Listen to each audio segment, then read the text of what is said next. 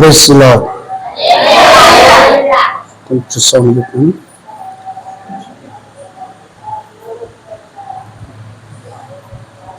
దేవుని పరిశుద్ధ నామానికి మహిమ కలుగును గాక. ప్రభు మరొకసారి మీ మధ్యకి రావడానికి ఈ రాత్రి కూడా అల్పుని అయోగ్యునైన నన్ను దేవుడు ప్రేమించి తన కృప చేత ఇక్కడ నిలబెట్టినందుకు ప్రభుకి స్తోత్రం కలుగును. ఇప్పుడు వచ్చిన ప్రియమైన దేవుని బిడ్డలారా, మీ అందరికీ నా హృదయపూర్వకమైన వందనాలు. మరి ప్రాముఖ్యంగా నన్ను ప్రేమతో ఆహ్వానించిన దైవజనులకి నా హృదయపూర్వకమైన వందనాలు. దేవునికి స్తోత్రము కలుగును గాక. మామూలుగా లేదుగా, భయంకరమైన ట్రాఫిక్ అన్నీ వస్తుంటే అందువల్ల కొంచెం లేట్ అయింది. సేవకులు మమ్మల్ని మన్నించాలి. దీనుల ఎడల కృప చూపువాడా, నీ దాసుని దాటిపోకయా. దీనుల ఎడల కృప చూపువాడా, నీ దాసుని దాటిపోకయా.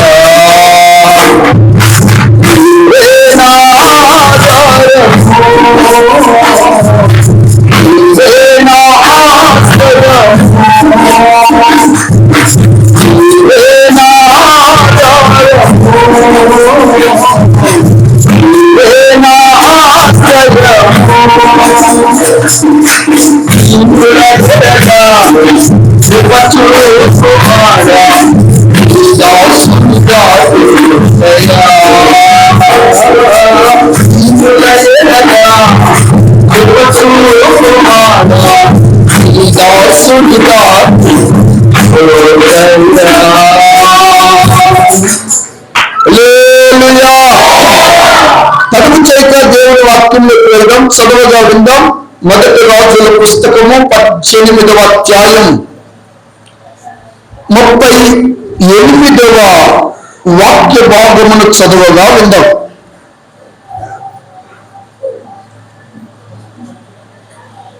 మొదటి రాజుల గ్రంథం 18వ అధ్యాయం 38వ వాక్య భాగమును. అతడు ఇలాగు ప్రార్థన చేయుచుండగా యెహోవా అగ్ని దిగి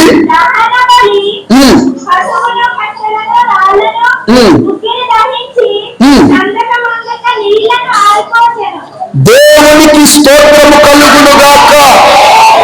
39వ వాక్యం మీరు చదువునా?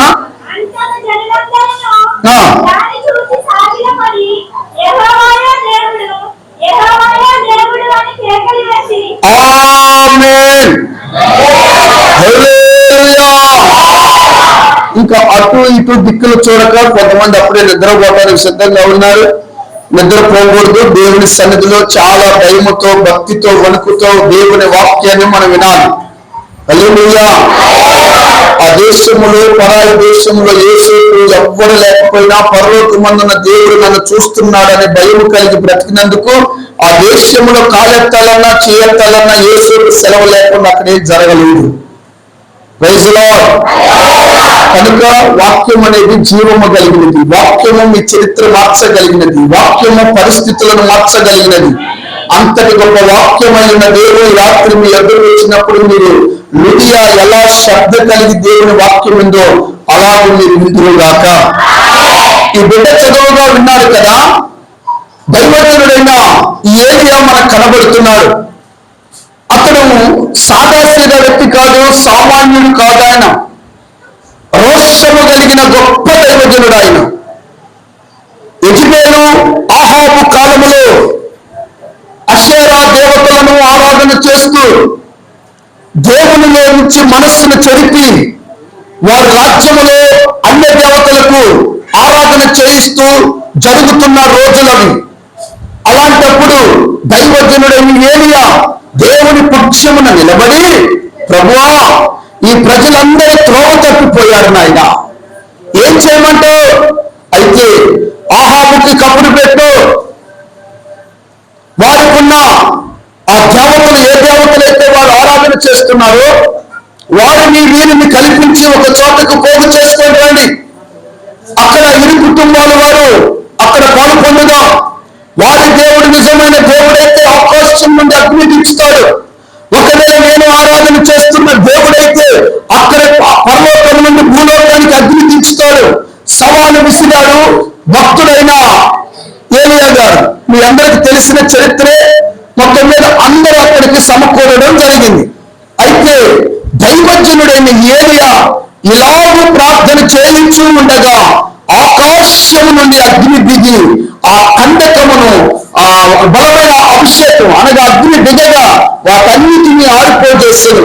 ఆ చుట్టూతో చూస్తున్న ప్రజలందరూ కూడా యెహోవాయే దేవుడు, యెహోవాయే దేవుడు, యెహోవాయే దేవుడని కేకలు పెట్టేలా ఏలియాని దేవుడు ఆ దినాన బలపరిచి వాడుకున్నాడు. ఇప్పుడు నేను మీతో చెప్పే ప్రాముఖ్యమైన అంశం ఏంటంటే, ఈ రోజున నువ్వు ప్రార్థన చేస్తే ఆకాశం నుండి అగ్ని దిగుతుందా లేదా అనేది ఒక ప్రశ్న. పొరపాటున అగ్ని అనుకుంటే లేకపోయిన వేరే అగ్ని అనుకున్నారేమో కాక, అది పరిశుద్ధాత్మ అగ్ని అని కూడా మనం చెప్పొచ్చు. అక్కడున్న పరిస్థితులను బట్టి దేవుడు ఏలియాని బలపరిచి వాడుకున్నాడని కూడా మనం చెప్పొచ్చు. ఈ రోజున అగ్ని పెంచడం అంటే వైరాగ్యపు ఆత్మ కలిగి మనం ఈ భూమి మీద భక్తి చేయగలము గాక. హల్లెలూయా. ఏలియా అగ్ని పెంచడానికి గల ప్రాముఖ్యమైన కారణాలు నేను టూంజీగా 2-3 చెప్పేసి త్వరగా నేను ముగించేస్తాను. నెంబర్ 1, మొట్టమొదటిగా చదవండి, అదే మొదటి రాజుల్లోని సబ్జెక్ట్ అంతా 18వ అధ్యాయం 38 కంటిన్యూ చదవనానా? సమయం వేసేయట్లేదు కానీ 21 చదువునాను. 21 మొదటి రాజులు 18:21.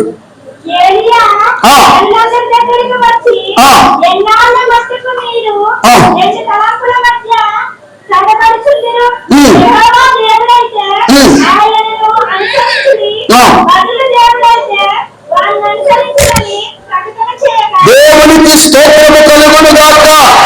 హల్లెలూయా. ఏమంటున్నాడు? నిజమైన దేవుడు మన దేవుడైతే నా పక్షమున రండి, బయలు దేవుడైతే వారి పక్షంలో నిలబడండి. ఎంతకాలం మీరు 2 తలంపుల మధ్యలో కాలాన్ని గడుపుతారని సవాలు విసురుతుంటే ఏలియా పక్షమున దేవుని పక్షమున ఒక్క కుటుంబం రాలేదు. ఈ రోజున సూటిగా ప్రశ్న, నువ్వు దేవుని మందిరానికి వస్తున్న నీతో ప్రభు మాట్లాడుతున్నాడు, ఏక తలంపు కలిగి ఉన్నావా? 2 తలంపుల మధ్యలో నువ్వు యొక్క జీవితాన్ని గడుపుతున్నావా? 2 తలంపులు కలిగి మందిరానికి వస్తే దేవుడు అగ్ని పెంచడు. 2 తలంపులు కలిగి నువ్వు భక్తి చేస్తే దేవుడి నుండి బలపరచడు. 2 తలంపుల మధ్యలో నువ్వు సంఘానికి నడుస్తూ ఉంటే నీ కుటుంబంలో దేవుడు కార్యము చేయడు. దేవుడు నీ ప్రార్థన వినాలన్నా, నీ కుటుంబంలో కార్యము జరిగించాలన్నా ఏక మనస్సు కలిగి ఉండాలి, ఒకటే తలంపు కలిగి ఉండాలి. ఏ తలంపు? ఒకటే తలంపు. మీకు అర్థం కావడానికి మరొక మాట చెప్తాను. తండ్రి దగ్గర ఆశీర్వాదాలు పొందుకొని యాకోబు ఏం చేశాడు? అరణ్యంలోకి వెళ్ళాడు.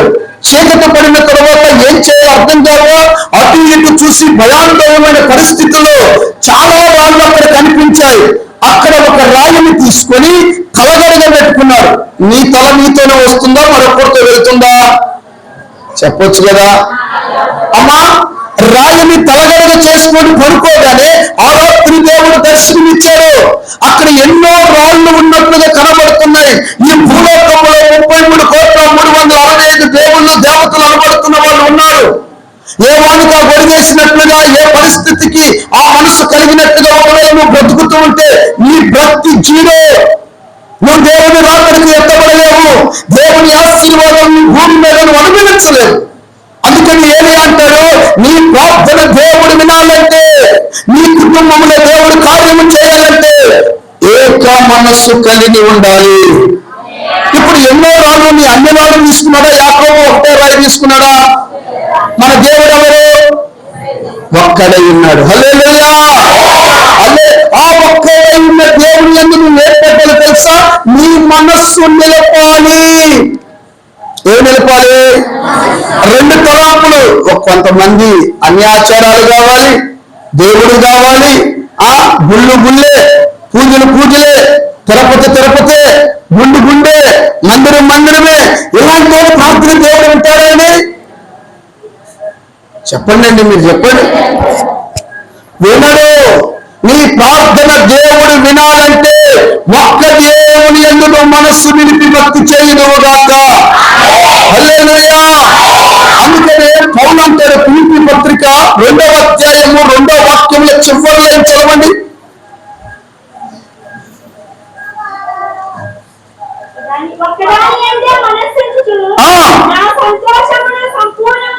ఆమేన్ చెప్పండి. దేవుని యందు నువ్వు మనస్సుంచాలి. ఒక్క దేవుని యందు నువ్వు మనస్సుంచాలి. నువ్వు వృక్షాలు పెట్టుకుంటున్నావా? దాని మీద నువ్వు మనసు పెట్టి పనిచేయి. 100 వృక్షాలకు ఓనర్గా దేవుడు నిన్ను చేస్తాడు. హల్లెలూయా. ఆటో నడుపుకుంటున్నావా? ఆటో మీద నువ్వు దృష్టి నిలిపి చక్కగా నమ్మకంగా నువ్వు కొనసాగించు. నీకు తోడైన దేవుడు ఏం చేస్తాడు తెలుసా? 50 ఆటోల మీద నిన్ను అధికారిగా దేవుడు చేస్తాడు. 2 తలంపుల మధ్యలో నువ్వు మందిరానికి వస్తే, 2 తలంపుల మధ్యలో నువ్వు భక్తి చేస్తే నీ భక్తి వ్యర్థమైపోయినట్లే. అందుకనే పౌలు అంటాడు ఒక్క దాని యందే మనస్సు నిలుపుడి. మా తండ్రి ఇతను అన్నాను అనుకోండి, బాగుందా బాగోలేదా పదం? ఇతను కూడా నాకు తండ్రి అవుతాడండి అన్నాను అనుకోండి, భలే నవ్వేరే. ఏం నీకు అర్థం కాలేదా? వీళ్ళకి అమాయక ప్రెసిడెంట్కి వీళ్ళు అధ్యక్షులు లాగున్నారు. అమ్మా నీకు మాకంటే బాగా తెలుసు, తోటే మన వల్ల ఏమైంది గల్లా అదేందో నాకు అర్థం కాదు. నీకు పౌరు దేవుడే ఇచ్చారు. హల్లెలూయా. హల్లెలూయా. 2 తలంపుల మధ్యలో కనుక నువ్వు మందిరానికి వస్తే నీ ప్రార్థన దేవుడు వినడు. 2 తలంపుల మధ్యలో నువ్వు కొనసాగించబడితే దేవుడు నీ మొర వినడు. నీ కుటుంబంలో దేవుడు ఒక గొప్ప కార్యము చేయాలంటే దేవుని యందు నువ్వు మనస్సు నిలపాలి. ఒక్క దేవుని యందు యేసయ్య మీద నీ మనస్సు పెట్టుకోవాలి. ప్రార్థన పుస్తకంలో ఏమన్నాడు? చల్లగానైనా ఉండు, వెచ్చగానైనా ఉండు, నువ్వెచ్చని భక్తి నువ్వు చేస్తే నీ ముఖం మీద నేను బాబు నేను అనలేదండి బాబు, మీరన్నారు. ఎవరన్నారు ఈ మాట? సృష్టికర్త అయిన దేవుడు ఏమంటున్నాడు? మనం ఇప్పుడు ఒకవేళ నేను మా ఇంటికి వచ్చినప్పుడు ఎవరైనా ముఖం మీద అట్లా డోరేస్తే చాలు, వేసిన దానికంటే ఘోరంగా ప్రచారం చేస్తాడు. చేయరా? చెప్పండి. దేవాతి దేవుడు ఇప్పుడు ఏమంటున్నాడు? 2 తలంపుల్లో మీరు భక్తి చేస్తే వెచ్చగా చల్లగా అటు ఇటుగా ఉన్నాడు అనుకోండి, నీ ముఖం మీద నేను దేవుడు మన మీద ఉన్నేస్తే ఎక్కడికి వెళ్తాం? పరలోకం వెళ్తామా, నరకానికి వెళ్తామా? చెప్పండి చెప్పండి చెప్పండి. చూడండి, ఆహాబు యెజెబెలు నీ అంతు చూస్తాను, నిన్ను చంపేస్తాను, మా ఊరందరూ చంపేశావని సవాలు విసురుతున్న దేవుని పక్షమున ప్రాణాలు తెగించి ఒక ఏరియా నిలబడ్డాడు. ఈ రోజున వాక్యం వింటున్న ప్రియమైన దేవుని ప్రజలు, ఆ ఏరియాలో నువ్వెందుకు భక్తి చేయలేవు? ఆనాడే భక్తి చేయడానికి ఆయనకు ఆస్కారమైనప్పుడు ఈ నూతన నిబంధన కాలంలో, నిరీక్షణ కలిగిన కాలంలో నువ్వెందుకు దేవుని పక్షంలో నిలబడలేకపోతున్నావు? నేను యేసు ప్రభువును నమ్మినప్పుడు మా నాన్నగారు నా మొక్కలు ఉమ్మేశాడు.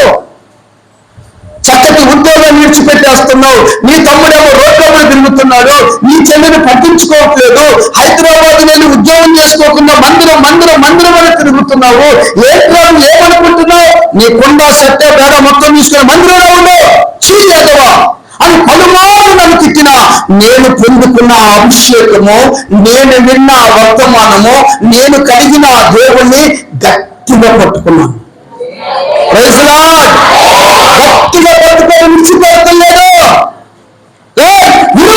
నేను వెళ్ళిపోవాలి, లేదు నువ్వు నన్ను ఆశీర్వదించితేనే నేను ఇక్కడి నుంచి వెళ్ళిపోతా. యాకోబు చూడండి ఎలాగ పెనుగులాడుతున్నాడో దేవుని సన్నిధిలో, ఒక్క దేవుని కాలు పట్టుకొని విడిచిపెట్టలేదు. యాకోబు తెల్లారిపోతుంది, విడిచిపెట్టు, నేను విడవను, నేను నిన్ను విడిచిపెట్టు, నువ్వు నన్ను ఆశీర్వదించు. చూసి అన్నాడు, నేను నిన్ను ఆశీర్వదిస్తాను, కానీ నీ పేరేంటి? యాకోబు అంటే నిజమే చెప్పావు. ఎందుకు పేరు అడిగాడో తెలుసా దేవుడు? తండ్రికి ఏం చెప్పాడు? ఒకవేళ కొంతమంది మందిరానికి వస్తారు, భక్తి చేస్తారు, కానుకలు ఇస్తారు, అన్ని చేస్తారు, ప్రాణం పెట్టినట్లుగా ఉంటారు, పేరు అడిగితే అబద్ధం చెప్తారు, కులం అడిగితే అబద్ధం చెప్తారు, ప్రార్థన చేస్తున్నావంటే అబద్ధం చెప్తారు. అందుకని దేవుడు అడిగాడు, ఇంత ప్రయాసపడుతున్నావు కదా, ఒక్కదాన్ని గట్టిగా పట్టుకొని ఉన్నావు కదా, నీ పేరేంటి? అయ్యా నా పేరు యాకోబేనయ్యా. నీ బలహీనత దేవుడిని చెప్పుకోవాలి. అప్పుడు దేవుడు అంటాడు, నువ్వు నిజమే చెప్పావు కనుక ఈ జీవి మధ్యలో కొన్ని ఇశ్రాయేలుగా మారిపోయావు. హల్లెలూయా, హల్లెలూయా.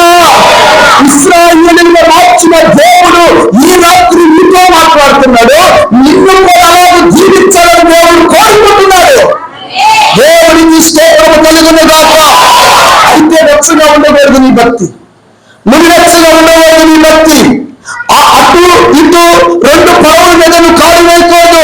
ఒక దేవుని అంటే నువ్వు మనస్సు కలిగి ఆ దేవునిలో కరువైన, కష్టమైన, హింసైన, బాధైన, వ్యాధులైన, మరణమైన ఏదైనా నీవైనా సర్వం ప్రభు అని నువ్వు బ్రతకాలి. ఆమె చెప్పొచ్చుగా.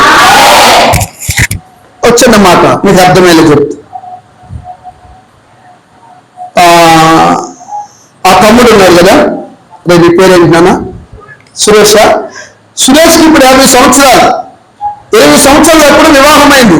30 సంవత్సరాల నుంచి త్రాగుబోతు. మామూలు త్రాగుబోతు కాదు, తాగొచ్చిందే దండగైతే ఇంటికి వచ్చి భార్య ఏం చేస్తున్నాడు? పడుతున్నాడు. భార్య విడాకులు ఇచ్చిందా? మాట్లాడరే మందా? విడాకులు ఇచ్చిందా? ఆలికి బాధ అంతా చెప్పుకుంటుంది కానీ విడాకులు ఇచ్చేసిందా? ఏం చేస్తావు? నా తలరాకు అనుకొని భరిస్తుందా లేదా? మరి నువ్వు దేవుణ్ణి కలిగి ఉన్నా నువ్వు ఎందుకు పట్టుకోలేకపోతున్నావు? ఎందుకు నీ కష్టం వచ్చినప్పుడేమో అటు పరిగెడుతున్నావు, కష్టం తీరేమో ఇటు పరిగెడుతున్నావు? 2 తలంపుల మధ్యలో నువ్వు ప్రార్థన చేస్తే, 2 తలంపుల మధ్యలో నువ్వు భక్తి చేస్తే పరలోకము నుండి ఆశీర్వాదం నీ కుటుంబానికి రాదు రాదు రాదు. పైపచ్చి నువ్వు నేరారోపణ చేస్తున్నావు. 15 సంవత్సరాల నుంచి మందిరానికి వెళ్తున్నాను బాబు, మా స్థలం కూడా మందిరానికి ఇచ్చేసాను బాబు, మా పిల్లలకు రోగం తగ్గట్లేదు, మా ఆయన త్రాగులు మానట్లేదు.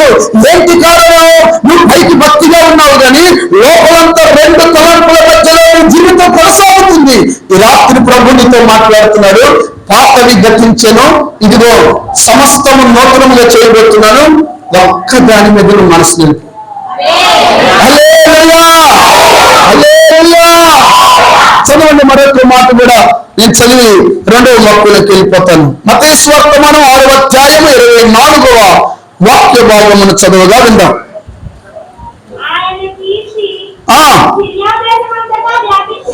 మత్తయి సువార్త 6వ అధ్యాయం 24వ వాక్యం.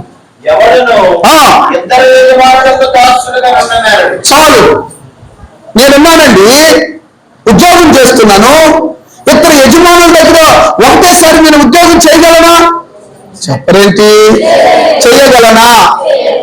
చేయగలను అనుకుంటే నా ప్రమేగా. ఇప్పుడు ఆ అధికారి నన్ను మనస్ఫూర్తిగా ప్రేమించగలరా? చెప్పండి. ఈ అధికారి నన్ను మనస్ఫూర్తిగా ప్రేమించగలరా? అవ్వబోయే బువ్వబోయే. పుడితే అబ్బాయి అయినా పుట్టాలా, లేదంటే అమ్మాయి అయినా పుట్టాలా. అటు ఇటు కాదు ఏమంటారు? నాకు తెలియదు, నీకు తెలియదు. దేవునికి స్తోత్రం. దానికంటే ఆ మాటను ప్రస్తావించడానికి భయపడుతున్నాంగా, దానికంటే ప్రమాదకరమైనది ఏంటో తెలుసా?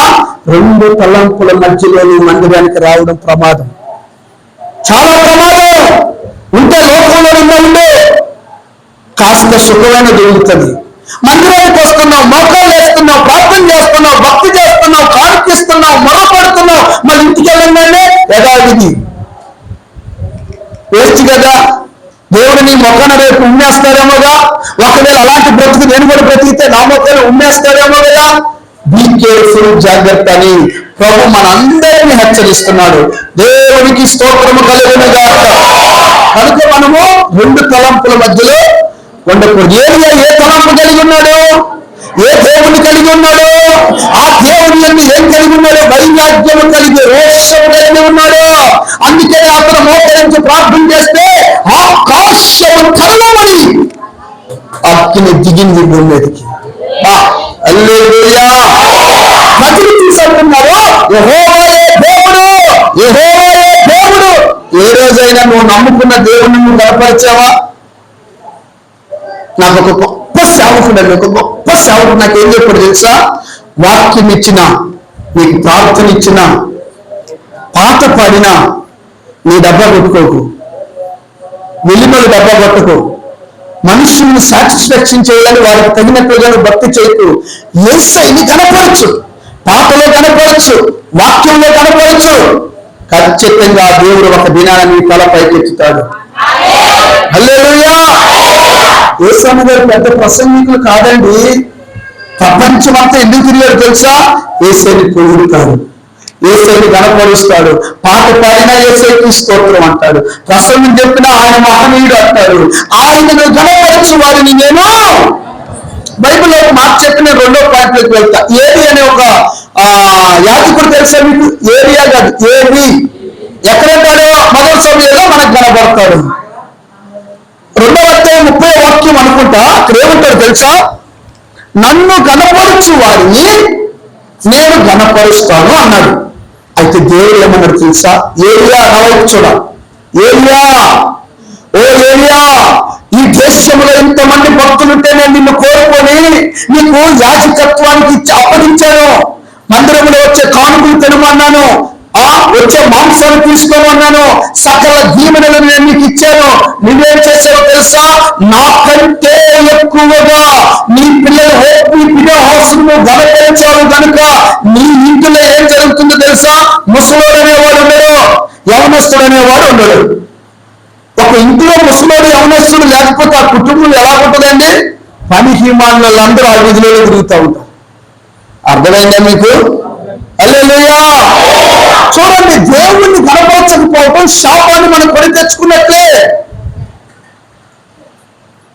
కనుక నువ్వు ఏకతలంపు ఒక్కదాన్ని మనసు పెట్టి ఆ ఒక్క దేవుని కలిగి ఉన్న గొప్ప రక్షణ కాపాడుకుంటూ విశ్వాసమునకు కర్తయు దానిని కొనసాగించే యేసు వైపు చూస్తూ ముందుకు వెళ్ళాలి. హల్లెలూయా, హల్లెలూయా. మన ఇండియన్స్ మైండ్ సెట్ ఎలా ఉంటుందంటే, ఇండియన్స్ చూడు పెద్దగా ఏమి కనిపెట్టినట్టుగా ఉండదు. చూడండి, అమెరికా వాళ్ళు కానివ్వండి, ఈ బాస్ కంపెనీ ఎక్కడ పోయారు? బాస్ కంపెనీ కొరియా కాదు, జపాన్. జపాన్ వాడికి ఎర్లీ మార్నింగ్ సూర్యుడు అస్తమిస్తాడు, త్వరగా వాళ్ళకి ఉదయకాలం వస్తుంది. వాళ్ళు ఎర్లీ మార్నింగ్ 4:30, 5 o'clock లేస్తారు షార్ప్ గా. అందుకని వాళ్ళ మైండ్ సెట్ చాలా షార్ప్ గా ఉంటుంది. మన ఇండియన్ మైండ్ సెట్ ఎలా ఉంటుంది తెలుసా? ఇప్పుడు జపాన్ది, అమెరికాది, ఇండియన్స్ కి 3 బాక్సులు పెట్టారట. ఈ అమెరికా వాడికి, జపాన్ వాడికి ఏమంటారు ఇక్కడ? తేడా పేపరు. దీంట్లో పేపర్లు వేశారు, దీంట్లో పేపర్లు వేశారు. ఈ రెండింటి మీద ఏం పెట్టారు? మూతలు పెట్టారు. ఈ ఇండియన్స్ మూతల మీద మూత లేదు. అత్తగాడిని అడిగాడంట, బాబు బాబు ఏంటి వాటి తీసి వంట పురుషు ఏంటిది? దీని మీద ఏమో మూత పెట్టారు, ఈ పీతల మీద ఏమో మూత పెట్టారు, మరి ఇండియన్స్ అనే రాసిన పీతల మీద మూత పెట్టలేదు ఏంటి అని అడిగారంట. ఒక నిమిషం తేరు చూడు, నీకే అర్థమవుతుందని చెప్పారంట. నిజం, ఆయన ఏంటో విచిత్రంగా ఏమన్నా ఇట్లా చూస్తా ఉంటే ఈ తేలు మెల్లిగా పైకి వెళ్తుంటే పైకి వెళ్ళిచ్చే వరకు ఉండి ఇంకో తేలు వచ్చి మెల్లిగా లాగుతుంది. మరలా లాగిన తర్వాత మళ్ళీ మెల్లిగా పైకి వెళ్తే మళ్ళీ ఇంకొక పీతల్ని నువ్వు భక్తిలో వెతుకుతుంటే లాగుతాడు, నువ్వు ప్రార్థనకి వెళ్తుంటే లాగుతారు. బాల్ షాప్కి వెళ్తే ఏ రోజైనా ఆపారా? సినిమాకి వెళ్తే ఏ రోజైనా వద్దన్నారా? నువ్వు మందిరానికి వచ్చి బాగానే భక్తి చేస్తున్నావు, నీ పక్కన నమ్మాయి వేరే వాళ్ళతో పాపపు ఆలోచన పడిపోతుందని నీకు తెలిసిన తప్పు బిడ్డ ఏ రోజైనా నువ్వు చెప్పావా? పాని పాని మనకెందుకు, వాళ్ళ అమ్మాయిగా నాశనం అవుతుంది. వచ్చి అయ్యా అని ప్రార్థన చేస్తాను. ఈ మైండ్ సెట్ కలిగిన వారికి మొదట శాపం వాళ్ళ మీదకి వస్తుంది. ఇండియన్స్ అందుకనే త్వరగా అభివృద్ధి కాలేరు. నీ మైండ్ సెట్ మార్చుకోవాలి. ఒక్క దేవుని కలిగి ఉన్న నీవు నీ మనసు ఆయన మీద పరిపూర్ణంగా పెట్టుకొని నువ్వు బ్రతకాలి. ఆమె చెప్పండి. ప్రార్థన చేస్తే అగ్ని దిగడానికి మొదటి కారణం ఏంటో తెలుసా? అతడు ఒక్క మనస్సు కలిగి ప్రార్థన చేశాడు. 2 తలంపులు కలిగి ఉండి ప్రార్థన చేస్తే దేవుడు విన్నాడు. 2వ మాట చదవండినా, 1 రాజులు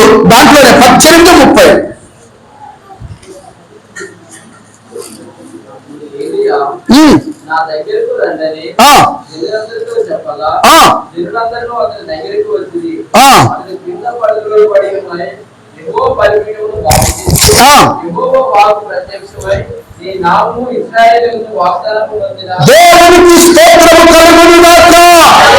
రెండవ మాట ఏంటో తెలుసా?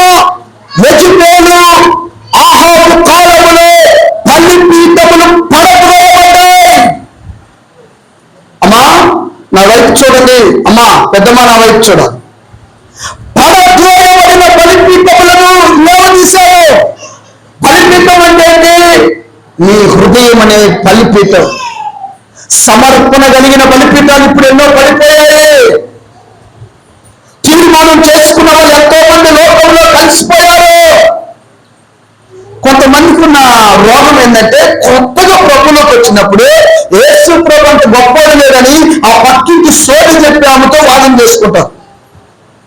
నా దేవుడే గొప్ప, నా దేవుడే గొప్ప, నా దేవుడే గొప్ప అని గొడవ పెడతారు. మా చిలకలగూడ మందిరానికి ఒక ఆమె హిందూ కుటుంబంలో నుంచి మారి మందిరానికి వచ్చిందండి. వచ్చి వాక్యాలు విన్న తర్వాత ఏం చేయాలి? కొత్తగా నువ్వు ఎదుగుతూ ఉన్నప్పుడు ఏం చేయాలి తెలుసా? తొందరపాటు పడకూడదు. కొద్దిగా వాక్యం తెలిసిందనుకో ఏడుకుని ఎవరి మీద పోయి చేయి పెట్టకూడదు. కొంచెం వాక్యం తెలిసిందనుకో ఏ ఇంట్లో పెడితే ఆ ఇంట్లో అడుగుపెట్టి నువ్వు ప్రార్థన చేయకూడదు. ఆడుకున్న కామ దురాత్మ నీకు పడుతుంది. తిండి పోతాడైతే తిండి దురాత్మ నీకు పడుతుంది. సోమరిపోతాడైతే దురాత్మ నీకు పడుతుంది. ఈ అమ్మాయి ఏం చేసింది? వాక్యమని వాళ్ళకి వీళ్ళకి నా దేవుడు గొప్ప అని ఆ ఊళ్ళో అన్ని ఊరు కదండి, ఈ ఒక్కతే దేవుడు నమ్ముకుంది. ఎలా ఉండాలి? చాప కన్నా నీరు వెళ్ళినట్లుగా ఈమె ప్రార్థన వెళ్ళి ఒక్కొక్కరు బలిపీఠాలని తాకాలి. ఏమి తెలియనట్లుగా మౌనంగా ఉండాలి. ఆ నోరు తెరిస్తే ప్రార్థన అభిషేకం వాళ్ళు తాకాలి. డబ్బా కొట్టేవారు అభిషేకం ఏం చేస్తుంది? కలుస్తుందా? సైలెంట్ గా వచ్చేది పట్టుకుంటే కండు ఊడిపోవాలి వేస్తున్నాములు అంతే. అవునా కాదా మీరు చెప్పండి. ఈ పక్కన శకం వస్తుందంట, ఒక ఆమెకు శకం. ఆమెతో గొడవ పడితే ఆమె చేసింది, ఏదో చేపించింది. నిజంగా అభిషేకం ప్రార్థన మీద ఉంటే శాపబడి చేసుకున్నా ఏం కాదు. ఈమెకు పవర్ కొంచెం తక్కువ కాబట్టి ఆ దురాత్మ ఈమెకు వచ్చేసింది. ఇప్పుడు ఏం చేస్తుంది తెలుసా? దేవుడి మందిరం మానేసి మరలా ఆ గుడి చుట్టూ రాత్రులంతా అక్కడ తిరుగుతుంది. ఆ గుడి చుట్టూ పడుకుంది. పిచ్చిదైపోయింది.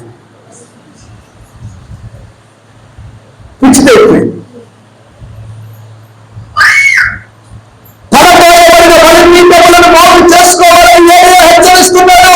ఈ రోజున బలిపీఠాలు మీ హృదయం అనే బలిపీఠాలు ఏ విషయాల్లో పడిపోయాయి?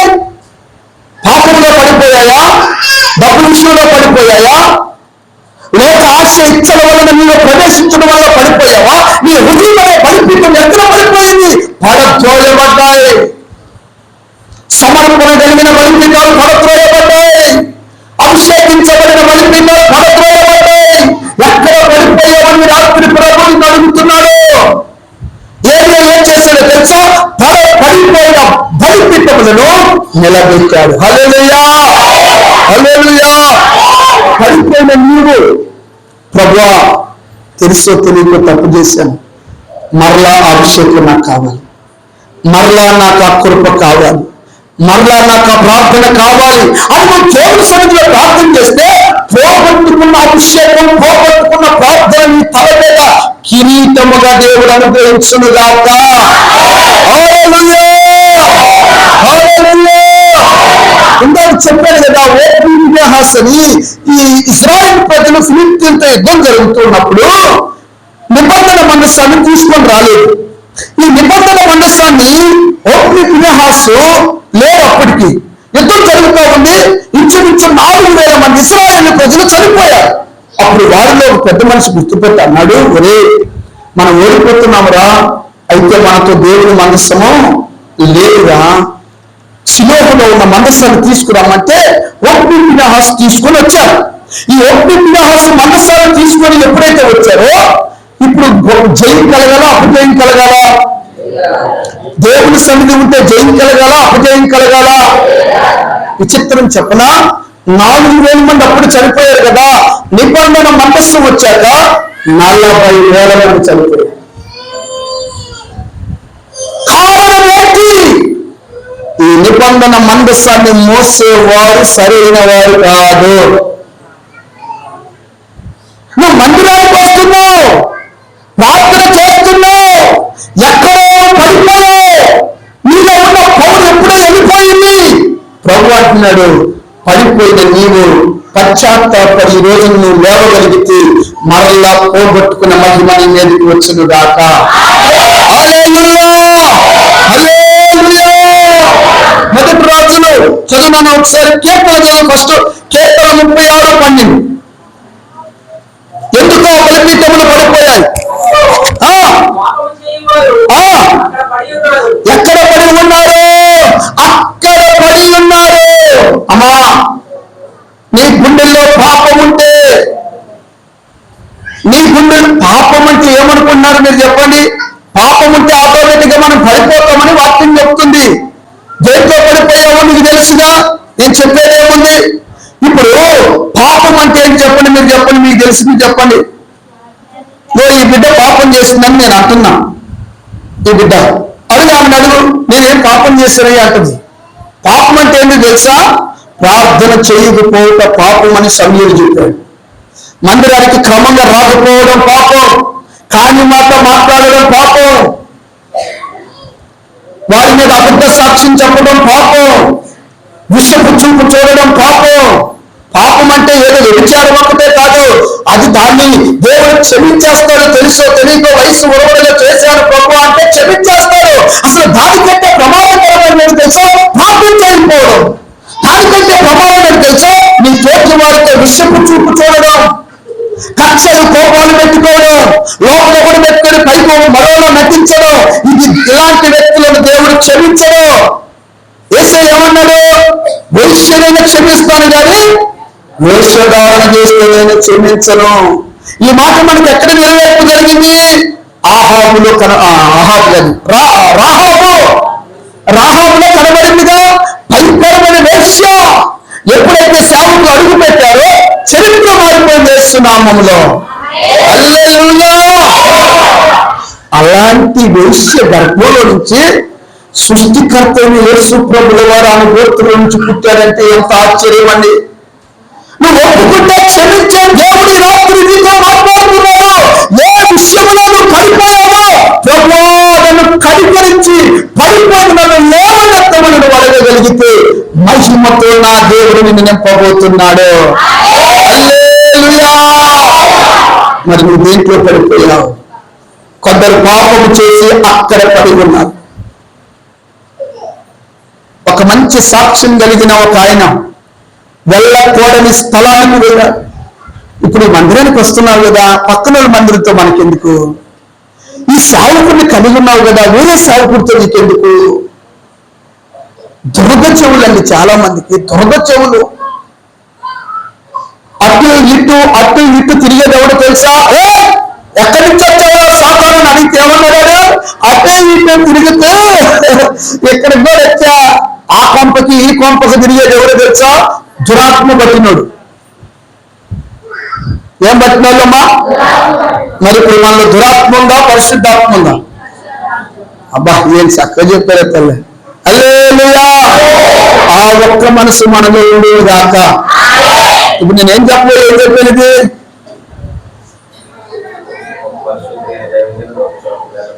మరి సావుకుడు జాగ్రత్తగా వాక్యం వింటున్నారు కానీ మీరు ఎంతలేదని అర్థం. వెళ్ళకూడని స్థలానికి వెళ్ళాడు ఒక ఆయన. అక్కడ ఏం జరుగుతుంది? అదొక భయంకరమైన రెడ్ ఇండియన్స్ అంటే ఇక వేరే ట్రాక్ వాళ్ళు ఉండే ప్రాంతం అది. అక్కడికి వెళ్ళిపోయి స్వార్థ ప్రకటిస్తున్నాడంట. పోయి ఒక దైవజనుడు చూసి, ఒరే ఈ ప్రాంతం మంచిది కాదు, నువ్వు ఇక్కడ ఉండొద్దు, నువ్వు వెళ్ళిపోరా, లేదో వీళ్ళందరినీ మార్చేస్తాను అన్నాడంట. ఏమన్నాడు? ఒక సంవత్సరం తర్వాత ఈ పాస్టర్ గారు గల్లీలో పోతుంటే ఒక అమ్మాయిని ఎత్తుకొని ఊపుతా ఉన్నాడు.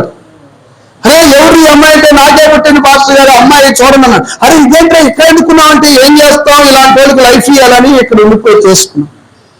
పడ్డాడు పాపంలో. వెళ్ళకూడని స్థలానికి వెళ్తే పడిపోతావు, చెప్పకూడని మాటలు చెబితే పడిపోతావు. ఈ రాత్రి ప్రభు నిన్ను అడుగుతున్నాడు, నువ్వు ఏ విషయంలో పడిపోయావు? పడిపోయిన బలిపీఠమా తిరిగి నువ్వు కట్టుకో. దేంట్లో పడిపోయావు నీకు తెలుసుగా. పాపంలో పడ్డావా, అసూయలో పడ్డావా, కోపంలో పడ్డావా, తాపులాట పెట్టే విషయంలో పడ్డావా, సావుకుడి మీద అలిగి పడ్డావా? ఎక్కడ పడ్డావు? ఏ విషయంలో పడ్డావు? లే, ఈ రాత్రి నువ్వు పశ్చాత్తాపడి ప్రభువుని అడగగలిగితే ఏలియా కాలంలో దిగొచ్చిన మహిమ నీ కుటుంబానికి దిగవచ్చును గాక. హల్లెలూయా. ఈ బలిపీఠం ఉంది, సమర్పణ కలిగిన బలిపీఠం. ఈ బలిపీఠం, హృదయం అనే బలిపీఠం ఎవరు ఉండాలనుకుంటున్నారు? దేవుడు. యేసయ్య ఇక్కడ ఉండాలనుకుంటున్నాడండి. నువ్వేం చేస్తున్నావు? నీ మాటలతో ఆయన వెళ్ళగొట్టేస్తున్నావు, నీ చూపులతో ఆయన వెళ్ళగొట్టేస్తున్నావు, నీ ప్రవర్తన ద్వారా యేసయ్యని వెళ్ళగొట్టేస్తున్నావు. దేవుడు కనుక నీ హృదయంలో లేకపోతే ఇక్కడ ఎవరు వస్తాడు? వాడు వస్తాడు, సాతాను గారు. సాతాను గారు నీలో ఉంటే నెమ్మది ఉంటుందా? సమాధానం ఉంటుందా? ఆశీర్వాదం ఉంటుందా? అభివృద్ధి ఉంటుందా? ఆలోచించేయండి. ఏలియా కాలంలో అభివృద్ధికి రావడానికి రెండవ కారణం పడిపోయిన బలిపీఠములను తిరిగి నిలబెట్టాడు. ఈ రోజున నీవు నేను నిలబడుదురుగాక. హల్లెలూయా. మరొక మాట కూడా చెప్తాను. నెహెమ్యా కాలంలో కూడా యెరూషలేము ప్రాకారాలు ఏమయ్యాయి? మాట్లాడదే మంద. ఏం మంద? గొర్రెల మందనా, మేకల మందనా? మరి ఏమమ్మా, ఒక నామకార్త పాస్టర్ గారు సినిమాకి వెళ్ళారు. వెళ్తారు, మీకు తెలీదా? పడిపోయిన బలిపీఠాలు. ఎక్కడికి వెళ్ళారు? సినిమాకి వెళ్ళారు. వీళ్ళు ఏం చేశారు తెలుసా? ఈ ఎంట్రన్స్ లో కింద కూర్చొని ఆ సినిమా చూస్తా ఉన్నారు. అదేందో విచిత్రము. హీరోని ఏం చేస్తాడండి? హీరోకి వీళ్ళకి ఏం జరుగుతుంది? మొదటి ఎవరు కొడతారు? బాగా సినిమాలు చూస్తారా? ఫస్ట్ ఏం చేస్తాడు? హీరో విలన్ని కొట్టేస్తాడు. చివరికి ఏం జరుగుతుంది? క్లైమాక్స్ లో ఇంకా హీరో విలను హీరోని కొడతా ఉంటే, లాస్ట్ లో కొడతా ఉంటే ఈ పాస్టర్ గారికి ఉద్యోగం ఎక్కువైపోయి దేవునికి స్తోత్రం అన్నాడు. నేనంట ఈ పాస్టర్ గారే ఇంత భక్తులైతే బాల్కనీలో ఉన్న విశ్వాసులు హల్లెలూయా అన్నారు. ఇలాంటి చెప్తే నవ్వుతారా మీరు? మీరు జోకులు చెప్పాలండి, కథలు చెప్పాలా. సత్యం ఎవరికి ఎక్కట్లేదు ఈ రోజుల్లో. అందుకనే కల్పనా కథల వైపు తిరుగుతున్నారు. స్తుతి స్తోత్రం ఎక్కడ వినబడాలి? నీ ఇంటిలో, దేవుని మందిరంలో వినబడాలి. ఏ విషయంలో పడిపోయే వాళ్ళు ఏమనెత్తుకో. నెహెమ్యా కాలంలో ఏం జరిగిందో తెలుసా? యెరూషలేము ప్రాకారాలు ఏమయ్యాయి? ఈ రోజున ఎంతో మంది సేవకులు పడిపోయారు కదా, ఎంతో మంది విశ్వాసులు త్రోవదప్పారు కదా, ఎన్నో సంఘాలు మూతవేయబడుతున్నాయి కదా, ఎన్నో సంఘాలు కొన్ని గొడవల వల్ల కాల్చివేయబడుతున్నాయి కదా. నీకేం భారం ఉంది? రాజు దగ్గర గిన్నె అందించేవాడు, అతను ఒక గవర్నమెంట్ ఎంప్లాయ్, ఉద్యోగస్తుడు. అతనికి ఎందుకంటే భారము? ఎప్పుడైతే యెరూషలేము పడిపోయిందని కప్పురితను కట్టిందో వేదన కలుగుతుంది, బాధ కలుగుతుంది, కన్నీరు కారుస్తున్నాడు, ప్రార్థన చేస్తున్నాడు. ఒక రోజున ఇక్కడ భావం కలిగి ఉంటే దేవుడే నీకు ఎవరో ఒకరు ప్రేరేపించి నీకు ఆర్థిక సహాయాన్ని పంపుతాడు. అంతే సునామలో. హల్లెలూయా. హల్లెలూయా. ఆ నెహెమ్యా వికారముగా ఉండడం చూసి ఆయన అంటున్నాడు, నీకు జబ్బు లేదు కదా, ఎందుకంటే విచారణ చేస్తున్నావు? రాణి అంటుంది, అవును నెహెమ్యా, ఏమైంది? అమ్మా, అయ్యా, మా పితరుల సమాధులు, మా యెరూషలేము ప్రాంతం అంతా పడగొట్టబడిందమ్మా, నా గుండెలు పగిలిపోతున్నాయి. అయ్యో నెహెమ్యా, నువ్వు భయపడకు, బాధపడకు. చూడండి, ఒక్కరు నిలబడితే ఒక పట్టణానికి ఆశీర్వాదకరంగా దేవుడు చేయగలడు. ఒక్కరు నిలబడితే ఒక దేశాన్ని దేవుడు చేతికి అప్పగించగలడు. హల్లెలూయా. ఒక్కరు నిలబడితే, ఇక్కడ ఒక్క విశ్వాసి నడుము కట్టుకోగలిగితే మరుసటి సంవత్సరానికి మందిరం సరిపోదు, యేసునామములో పక్క స్థలంలో వెళ్ళిపోతారు. హల్లెలూయా. ఒక్కరు నడుము కట్టుకుంటే అనేక ఆత్మలు ఎక్కడ తెస్తారు? తాగుబోతాడు, ఒక తాగుబోతాడు తీసుకొని తాగడు. బాగా నువ్వు తాకపోతే నేను తాగను బావా అంటాడు. వాడు ఏం చేస్తాడు? ముందు అలవాటు ముగ్గులో విధించుతాడు, పెట్టుకుంటాడు. నేను తాగను అంటాడు. బావా నువ్వు తాకపోతే నేను ఎప్పుడైనా తాగినా బావా అంటాడా అనడా? ఈ ఇప్పుడు ఈ మాటలకి మీరు ఏమైపోతాడు? ఫిదా అయిపోయి కొద్దిగా తాగుతారు వాడు, కొద్దిగా తాగుతాడు. 2 రోజులు 3 రోజులు 4 రోజులు నాకు పోయి అంటాడు ముందుడు. ఇది అంటాడు సిగ్గులేదు మీకు? సిగ్గులేదుగా? ఎప్పుడు నేను పడితే తాగుతున్నావు పోయి డబ్బులు వేసుకు అంటాడు. సచ్చినట్టు ఏం చేసుకుంటాడు? వీళ్ళు 4-5 సార్లు అలవాటు చేస్తారు. 5వ సార్లు నుంచి వాడే తెచ్చుకుంటాడుగా. వారిని 12 గొలుసులు అప్పుడు పోయి తాగుతున్నాడుగా. ఈ రోజున ఒక వ్యక్తిని నువ్వు మందిరానికి తాగలిగితే ఒక్కరు కూడా ఆమె చెప్పలేదు. హల్లెలూయా, హల్లెలూయా. నీకు బాగుందో నాకు తెలియదు, కానీ నెహెమ్యా మంచి స్థాయి స్థితిలో ఉండి ఆ పాపాలను పడగొట్టమని అని తెలియగానే గుండెల్లో బాధను కలిగి వ్యాధులు కలిగి ఏడుస్తూ ఉంటే రాజుగారు రాణి అక్కడ భారాన్ని గమనించి ఆ రాజు ఎవరు నేను ప్రకటిస్తున్నా నీ గుండె లోపల్లో ఉన్న భారం బాధ్యత బరువును చూసిన దేవుడు నువ్వు వెళ్ళు. ఎన్ని రోజుల్లో కడతావు? 50 రోజుల్లో కట్టేస్తానమ్మా. 50 రోజులకు సరికి ఎంత కావాలో నేను ఇస్తా. 50 రోజులకి నీకు ఎన్ని ఊరలు కావాలో తీసుకెళ్ళదు. 50 రోజులు ఎంతమంది పనివారు కావాలో నా దగ్గర ఉన్నారుగా, నువ్వు నీ తెలుసుగా నీకు ఎవరెవరు కావాలో మొత్తం కోరుకొని లేదు. ఏంటండి ఒక సీఎంకి ఇచ్చిన ఘనత ఒక నెహెమ్యాకి ఎలా వచ్చింది? పరిపాలన పాపారోపణ గురించిన భారం ఈ రాత్రి నీకు నాకు ఉండాలని యేసయ్య హెచ్చరిస్తున్నాడు. ఒక యవనస్తుడు లెగవచ్చుగా, ఒక యవనస్తుడు లెగవచ్చుగా. గిరిజేడో నువ్వు దాక్కుంటున్నావు ఎందుకయ్యా? గానుగులు చాటునా నువ్వు పరాక్రమము కలిగిన వాడివి. బా, నువ్వు మామూలు వ్యక్తి కాదు నాన్న. నువ్వు అనుకుంటున్నావు పరాక్రమము కలిగిన కార్యాలు నీ ద్వారా దేవుడు చేయించడానికి సిద్ధంగా ఉన్నాడు.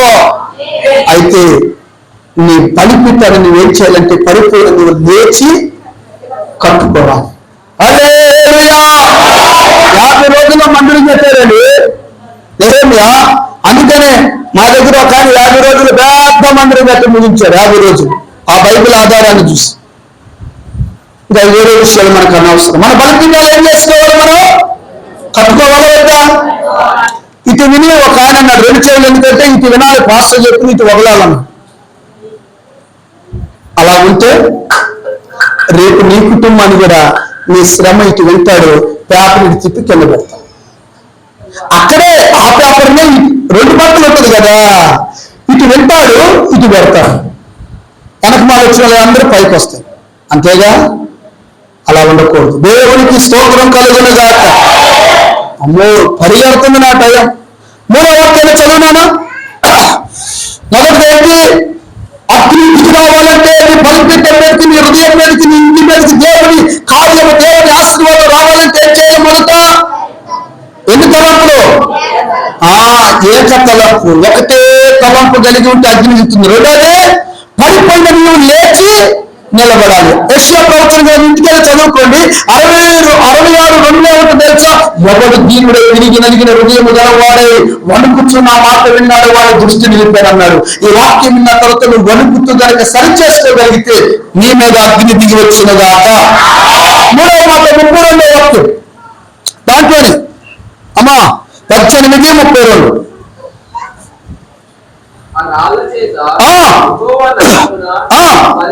కట్టించి దాని చుట్టూ 2 మానికల గింజలు పట్టునంత లోతుగా కందమొగలు త్రవ్వించి కట్టెలను క్రమముగా పేర్చి ఆమె చెప్పాలి. 3వ పాయింట్ ఏంటో తెలుసా? నీ కుటుంబానికి దేవుని అగ్ని అభిషేకము, ఆశీర్వాదము, దేవుని మహిమ, దేవుని ప్రసన్నత నీ కుటుంబానికి రావాలంటే 3వది కట్టెలను క్రమముగా పేర్చాలి. టాపీ మేస్త్రి ఎట్టంటే అటు కొడతాడు గోడ. చెప్పరేంటమ్మా? ఎప్పుడు ఏముంటుంది? మొత్తమా? అదేంటో ఏమంటారు? ఏమో మరి దగ్గర ఒకటి అంటారు. ఈ మట్టాన్ని ఏం చేస్తాడు? ఎప్పుడు కూడా కొలతేసుకుంటాడా లేదా? ఎట్టంటే అటు కట్టేస్తావు అని ఏమంటే నీ పనికి రాడు, ఇది పని అంటారా లేదా? అమ్మ చెప్పండి. ఎట్టాగంటే అట్టగా మందిరానికి రాకూడదు. కట్టెలను క్రమముగా పేర్చారు. ఈ వాక్యం వింటున్న నీవు మందిరానికి వచ్చాను, ఎట్లాగంటే అట్లా ఉండకూడదు, ఎలా పడితే అలా మాట్లాడకూడదు. ఒక దైవికమైన క్రమములో నువ్వు అలవాటు చేసుకోవాలి. యాస్ గోయింగ్ యాస్ కమింగ్, వస్తున్నాను పోతున్నానంటే కుదరదు. వచ్చిన ఫలితము శూన్యము. దేవుడు ఏలియా లాంటి రోషము కలిగి నువ్వు కూడా ప్రార్థన చేస్తే అగ్ని దిగాలంటే మూడవది ఏంటి తెలుసా? క్రమముగా నువ్వు ఉండాలి. క్రమం లేకపోతే ఏమన్నారు? యేసు ప్రభు దగ్గరికి ఒకళ్ళు వచ్చారు. అయ్యా, నీ పేరుతో నేను అద్భుతాలు చేసిన, మహత్కార్యాలు చేశాను, నన్నెందుకు నువ్వు తెలియదంటున్నావు? అక్రమము చేయవారులారా నా ఎదురండి పో. ఆయన అద్భుతాలు పరిగెడుతున్నారు తల్లిలారా, స్వస్థతలు పరిగెడుతున్నారు తల్లిలారా. అవి మనల్ని పరలోకం తీసుకెళ్ళవుగా. తీసుకెళ్లేది క్రమమేగా, దేవుని వాక్యమేగా. నువ్వు ప్రార్థన పూర్వాలు అయితే మేము రావాల్సిన అవసరం లేదు. నువ్వు యేసు నామములను ప్రార్థన చేసుకుని స్వస్థత మేము వచ్చేలేదు, దేవుడు నీకు ఇచ్చేస్తాం. ఎక్కడికి వెళ్ళే పెద్దమ్మా? కొండకెళ్ళా. ఏం మందిరాన్ని సరిగా రాదు, కొండకెళ్ళిందంట. కొండకి ఎందుకంటే కడుపు నొప్పికి. అక్కడ మంది చెప్తున్నారంటగా. యేసు రక్తము ప్రతి వ్యక్తికి మందేనండి. నువ్వు ప్రార్థన చేసుకుంటే నీ మీద దేవుడి మహిమ దిగి వస్తుంది. ప్రార్థన చేసి ఆయన పైనుంచే ఊడి పడలేదుగా. పడ్డాడా? చెప్పరేంటి? మరి ఈ భూమి మీద ఉన్న అతనే దేవుడి వారి శక్తి పొందుకున్నాడు ప్రార్థన ద్వారానేగా, పిలుపు ద్వారానేగా. అవునా కదా? మరి ఆ దైవజనుడు నడిచినట్లుగా నువ్వు కూడా నడుచుకోగలిగితే, క్రమంలో ఉండగలిగితే, అక్రమాలన్నీ కొట్టివేసుకుంటే నీ మీద దేవుడి మహిమ వచ్చునుగాక. హల్లెలూయా. చదవండి ఒకసారి ఆ మాట. కొరింథీయులకు రాసిన పత్రిక 14:40. మొదటి కొరింథీ.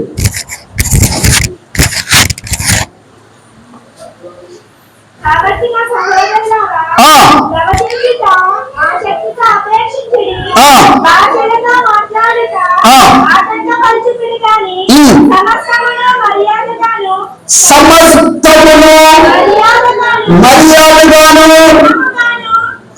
క్రమముగాను జరగనివ్వాలి. పెరుగన్నం తిన్న తర్వాత కూరన్నం తింటావా? కూరన్నం తిన్న తర్వాత పెరుగన్నం తింటావా? ఏదేమైందండి, ముందు పెరుగన్నం తిని రేపు నుంచి కూరన్నం తినండి. ఒక క్రమం పెట్టారు కదా మనకి సేవకులు. క్రమం పెట్టారు లేదా? మోహన్ గారు ఆయన కాళ్ళు నడకతో ఈ గ్రామాలన్నీ తిరిగడం లేదండి. ఆ పాతలు ఉంటారుగా, ఆ తల్లులు ఉంటారుగా. మరి అమ్మగారు అయ్యగారు ఎంత కష్టపడ్డారండి ఆ రోజుల్లో. సరైన అన్నం ఉండే వాళ్ళకి. క్రమం తప్పాడా? నిన్న ఒక ఆయన నాకు చెప్తున్నాడు, అయ్యా ఈ మందిరం పునాది వేసేటప్పుడు ఎప్పుడు ఆ పనులు చేయించేటప్పుడు అనౌన్స్మెంట్ చేశారంట. అనౌన్స్మెంట్ చేస్తే ఒకళ్ళు కానుకలు ఇచ్చారంట. ఆ పని అయిపోయిన తర్వాత కొంత డబ్బు మిగిలిందంట, 30,000 40,000. ఎవరెవరు ఇచ్చారో తిరిగి ఇచ్చేసారంటండి బాబు. అమ్మా, ఈ పనికి సరిపోయి డబ్బులు ఇంకా అవసరం లేదు, మీరు ఇచ్చిన వాళ్ళు తీసేసుకొని అన్నాడు. నేను ఆశ్చర్యపడ్డాను. మింగే వాళ్ళు ఉన్నారు కానీ ఇచ్చేవాళ్ళు ఎవరైనా ఉన్నారా? చెప్పరేంటండి? హల్లెలూయా. అంత గొప్ప సేవకుల్ని దేవుడు ఆ కరపు మందిరంలో పెట్టాడు. తన గర్భంలో నుంచి వచ్చిన తన కుమారుడు కూడా మీకు ఈ ప్రాంతంలో దేవుడు అనుగ్రహించాడు. హల్లెలూయా, హల్లెలూయా. మరి క్రమముగా నడిపించే సేవకులు దొరకడం వరం. నువ్వేం చేయాలి తెలుసా? ఆ దైవికమైన క్రమములో నువ్వు చక్కగా నడవాలి. అక్రమం అంటే ఏంటో తెలుసా? ఇక్కడేమో వందనాలు చెప్పి బయటకు వెళ్ళి తిట్టడమే అక్రమం. ఇక్కడేమో సేవకు సహకరించినట్లే ఒక పాస్టర్ గారు నా దగ్గరికి వచ్చాడు. పాస్టర్ గారు నాతో అన్నాడు, బలిపెట్టి మీద చెప్తాగా చచ్చిపోవాలనిపిస్తుందన్నా అన్నాడు. ఎంత మాట అన్నావు? నువ్వు మామూలు వ్యక్తిగా నువ్వు అనడం మాట. ఏం జరుగుతుందో తెలియట్లేదు. ఆయన కొంచెం సమస్య అయిందిలేండి ఫ్యామిలీతో. ఏం జరుగుతుందో తెలియట్లేదు. నా రహస్య పర్సనల్ విషయాలు కూడా బయటకు వెళ్ళిపోతున్నాయి. నాకు నేను తట్టుకోలేకపోతున్నాను. అందరూ నన్ను హింసించేస్తున్నారు అన్నాడు. నేను అన్నాను, ఎవరు నమ్మేవన్నా? నీకు నమ్మకస్తులు ఎవరన్నాడు? 3 ఉన్నారు అన్నా. ఆ రోజుల్లో నాకు ఎవరో చెప్పారు, అది ఒక పెద్ద గొడవ మా దగ్గరే. నువ్వు వాళ్ళ 3 నమ్మకస్తులే కదా, వాళ్ళు వాట్సాప్ను స్కాన్ చేసుకొని పెట్టుకో, నీకు 2 రోజుల వార్త వస్తుంది అని చెప్పిన. స్కాన్ చేసి పెట్టాడు నమ్మకంగా పిలిచి. వాళ్ళు పల్లెటూరు కదా, అంత తెలియదు. నేను స్కాన్ చేసి పెడితే ప్రసంగమైన బయటకు వెళ్ళాక ఏమంటాడు తెలుసు? ఏడ్రా మనోడే ఈ రోజు ఓవర్ చేస్తున్నాడు, ఇది సుక్కలు చూపిద్దావా? ఏమంటారు? నువ్వేమంటావు? అని వాడు వీడు విచ్చలవిడిగా మాట్లాడుతుంది. ఎవరో తెలుసా? ఇక్కడ ప్రాణం కంటే ఎక్కువగా ప్రేమించే నమ్మకస్తుడు. కుండలగిలిపోయింది పాస్టర్ గారిని. వెంటనే నాకు ఫోన్ చేశాడు, అన్నయ్య నువ్వు చెప్పింది నిజమైంది, నేను నమ్మినోడే నాకు వెన్నుపోటు పడుస్తున్నాడు. పెట్టే దూరం పెట్టే అన్నయ్య, వాళ్ళు నాకు కానుకలు ఇచ్చాడు, పెట్టే దూరం పెట్టేశాడు. ప్రార్థన చేసుకున్నాడు. అంతకంటే శ్రేష్టమైన విశ్వాసుల్ని ఇప్పుడు 500 మందిని దేవుడు ఇచ్చాడు. ఏదో ఒక రోజున నీ అక్రమము బయట పడుతుంది. పాపాన్ని ఎవరు రాయలేరు. నీకు కలిగిన సంఘాన్ని సేవకులను వేచేది తెలుసా? గట్టిగా పట్టుకొని నువ్వు కొనసాగించబడుతూ ఉండాలి. ఒకవేళ నీకు నింద వచ్చిందా, అవమానం వచ్చిందా, బాధ వచ్చిందా, నీకు సంఘంలో విలువ లేదా, పరలోక వల్ల దేవుడు నిన్ను చేస్తున్నాడు. మేము కూడా ఒకసారి మర్చిపోతాం. నాతో ఉంటారు ఒక ఆయన, అన్ని పనులు చేస్తారు. మీటింగ్లో ముగింపులు అసలు ఆయన గురించి చెప్పడం. వేరేవాడు అన్నాడట, ఇంత కష్టపడ్డావు నీ గురించి చెప్పాడా అన్నాడు. ఒరే 5 ఇక్కడ చెప్తే ఏసై దగ్గర నా పేరు ఉండదురా అన్నాడు. సిగ్గుపోయిందిగా, అయిందా లేదా? దేవుడు ఏం చెప్పాడు? నీ త్రోవలు వేరు నా త్రోవలు. ఆ మనుషులు లక్ష్యం పెట్టిన దాన్ని నేను చెప్పండి. నువ్వు ఇచ్చే 500 ఫ్యాన్కి ఆ సమాధానం అని రాసుకొచ్చి చెప్తావు. అది ఏదైనా టుప్పు ఆ రెక్క ఊడే పడైపోతుంది. ఈ చేతితో ఇస్తే ఈ చేతి తెలియకూడదు, కుడి చేతి ఇస్తే అంటే తెలియకూడదు. మా చర్చిలో అనౌన్స్మెంట్ చేస్తాను, పలానా వస్తువు కొనాలి 1,00,000 రూపాయలు కానుక ఇచ్చేవాళ్ళు ప్రార్థన పూర్వకంగా రాని సన్నిధియొద్దు, శాపాన్ని తెచ్చుకోవద్దు అని చెప్పేస్తా. నేను ఎంత వసూలు చేస్తాను తెలుసా? 1,00,000 రూపాయలే కదా అనాలి నాకు కావాల్సింది. తర్వాత 6 రోజులతో 1,50,000 వస్తాయి. వాళ్ళు నన్ను ఎవరు అడగరుగా. నేను తాగుతానా డబ్బులు మిగిలితే? చెప్పరేంటమ్మా. మా బావార్తికి తాపిస్తానా? ఇంకో మీటింగ్ పెడతాను కదా, మిగిలితే ఇంకొక సౌండ్ సిస్టమ్ కొనుక్కుంటాను కదా. ఇక్కడ కీబోర్డ్ లేదు, స్పాన్సర్ చేయొచ్చుగా. మాలాంటి పాటగాళ్ళు వచ్చినప్పుడు గత వర్షిప్ చేయిద్దామంటే కీబోర్డ్ లేదు. పాస్టర్ గారు కొనొచ్చుగా. వాళ్ళు తలనొప్పులు ఉంటాయి. పాస్టర్ గారు నువ్వు పై భాషాన్ని చూసినట్లే నీ ఇంట్లో మాత్రం సాంబార్ ఉప్పు లేకపోయినా నీ ఆయన మహానడికి తిడతానే ఉంటావు. ఉప్పు లేకపోయినా పప్పు లేకపోయినా సంఘం అంటే ఏమనుకుంటున్నారండి? ఇదేదో పాస్టర్ గారు చెప్పినట్టున్నాడు, నాకు చెప్తున్నారు అనుకున్నారు కాక పాపం ఆయన నేను కలవలేదు. నాకు అక్కడ రూమ్ తీసి అక్కడ పడేసాడు. నైట్ భోజనం చేసుకుని వెళ్తున్నాను, మళ్ళీ డైరెక్ట్గా ఇక్కడికి వస్తున్నాను. కనీసం గంట కూడా మాట్లాడలేదు. వచ్చినాయి 2 రోజులు. నాకు అక్కడ లాడ్జీలు తీశారు. అక్కడ నాకు వచ్చే సేవకులు పోయే వాళ్ళు పోతానే ఉన్నారు. అక్కడ దేవునికి స్తోత్రం కలుగునుగాక. సమస్తమును నిలబడిచే క్రమముగా నడుచుకోవాలి. అక్రమముగా నడుచుకుంటే దేవుడు ఏం చేస్తాడు? తీసి నేను బయట కరివేపాకు కోసేటప్పుడు కొంటావు, వేసిన తర్వాత ఏం చేస్తావు? నీ చేతితోనే తీసి పక్కన పడేస్తావుగా. అలా నీవు నేను ఉండకూడదు. దేవుడికి మహిమ కలుగునుగాక. హల్లెలూయా. అగ్ని దిగాలంటే నెంబర్ 1 వాళ్ళు వీళ్ళు కొడుకున్నారా? ఏకతలము కలిగి ఉండాలి. రెండవది ఏ విషయంలో పడిపోయావు నువ్వేం చేసుకోవాలి? నిలబడాలి. మూడవది క్రమముగా ఉండాలి. అక్రమముగా గడిస్తే దేవుడు ఏం చేస్తాడు? నేను పక్కన పడేస్తాడు. 4వది చదువుదాం, త్వరగా నేను ముగించేస్తున్నా. 32 కంటిన్యూషనే.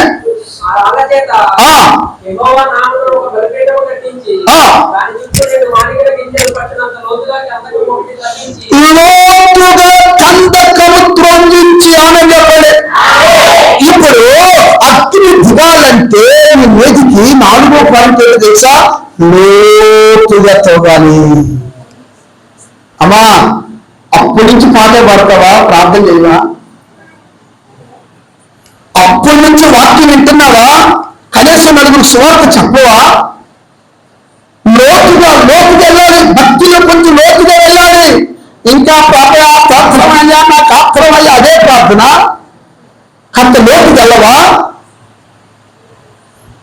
యేసు ప్రభువు ఒక కుటుంబం దగ్గరికి వచ్చారు. పేతురు యోహాను ఏం చేస్తున్నారని?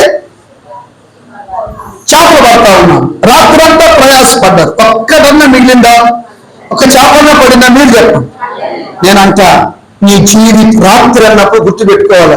నీ జీవితం అంతా శ్రమ పడినా ఒక్క ఆశీర్వాదం నీకు రాదు. నీకు ఆశీర్వాదం రావాలంటే యేసుని చెప్పిన మాట ప్రకారం నువ్వు లోతుగా వెళ్ళి వల వేయాలి.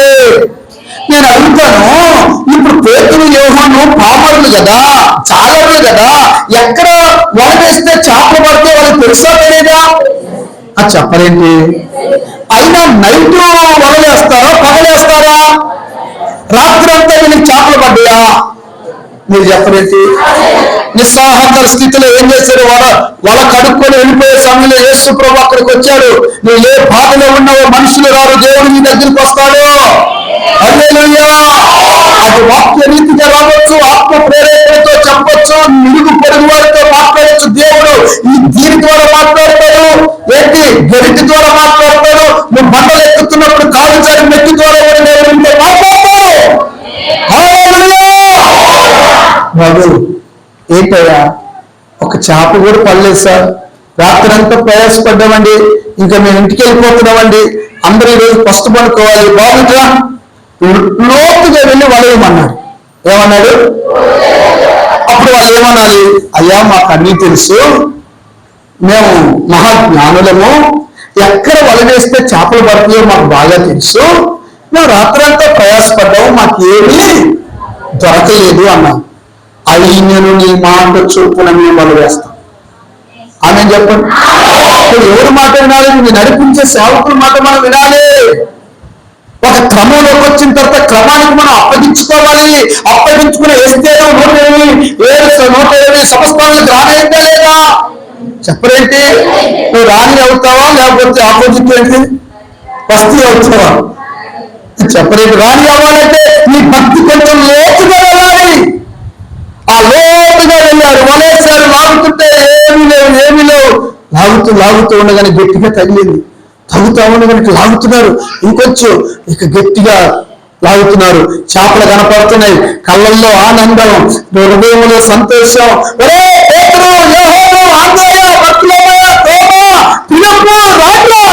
అంటే వాళ్ళందరూ వచ్చి లాగుతుంటే ఆ ఓడ కూడా మునిగిపోయి అంతగా చేపలు పడ్డాయి.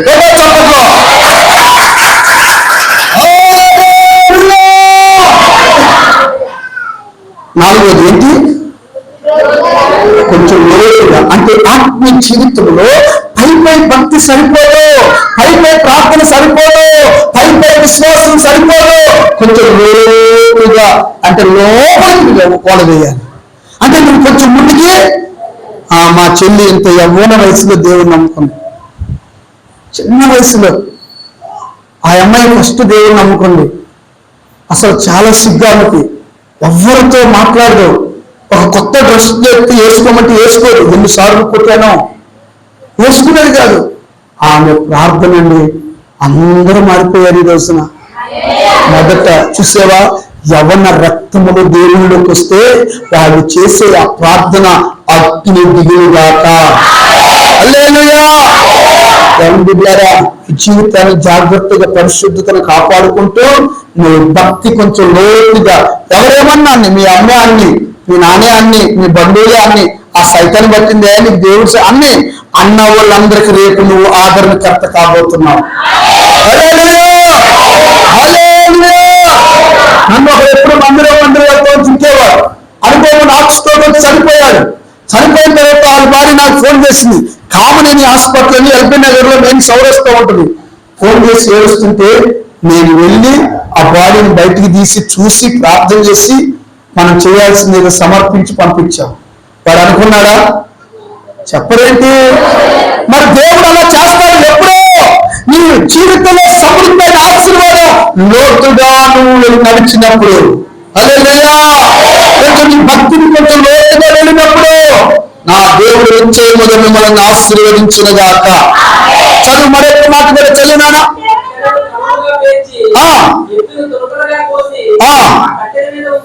ఇది చదువు కీర్తన 89 అయిపోయింది, టైం కూడా అయిపోయింది. త్వరగా కీర్తనలు 80వ అధ్యాయము 9వ వాక్యం. 80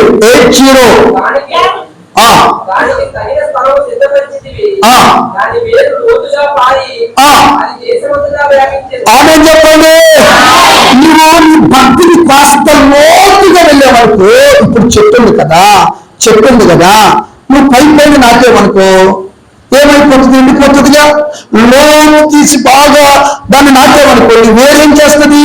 త్వరగా నీటికి అంటుకొని స్థిరపడి బలపడి ఎత్తుగా ఎదిగి ఫలాలతో నింపబడుతుంది. ఆ పళ్ళు రుచిగా ఉంది అనుకో, వేరే దేశాలకు నువ్వు ఎక్స్పోర్ట్ చేస్తున్నావు కదా, అవునా కదా? యాపిల్స్ ఇక్కడ పండుతున్నాయా? మనకి ఎక్కడి నుంచి పండుతున్నాయి? అమెరికా నుంచి వస్తున్నాయి, యుఎస్ఏ నుంచి వస్తున్నాయి. ఈ మధ్య రీసెంట్ ఇక్కడ ఎక్కడో పండిస్తున్నాం. స్టార్టింగ్ అంతా మనకి యుఎస్ఏ నుంచి యాపిల్ పండ్స్ వస్తున్నాయి. అంటే భక్తిగా కొంచెం లోతుగా వెళితే నీ కీర్తి దేశమంతా వ్యాపిస్తున్నట్టున్నారు దేవుడు. హల్లెలూయా. ఇల్లు కట్టాము, ఇప్పుడు మందిరం కట్టాము, ఏదో పైపైన 4 పారలు తీసి కట్టాడా, లేకపోతే లోతుగా వేసి స్థిరంగా వేసాడా? నీ భక్తి లోతుగా వెళ్ళాలి, పైపైన భక్తికి సరిపోదు. ఇప్పటి వరకు నువ్వు ఎలా బ్రతావో నాకు తెలియదు. ఈ వాక్యం ఉన్న తర్వాత నువ్వు లోతుగా ఇల్లు కట్టుకునేవాడు ఎంతో లోతుగా పునాది వేసుకుంటాడు. నీ ఆత్మీయ జీవితాన్ని అంత లోతుగా నువ్వు పునాది వేసుకుంటే మహిమ నీ మీద దిగి వచ్చిన దాకా. హల్లెలూయా. 5వ మాట కంటిన్యూ చదివినామా? మళ్ళీ అక్కడికి 1 రాజులు 18:33. పేర్చి కోసి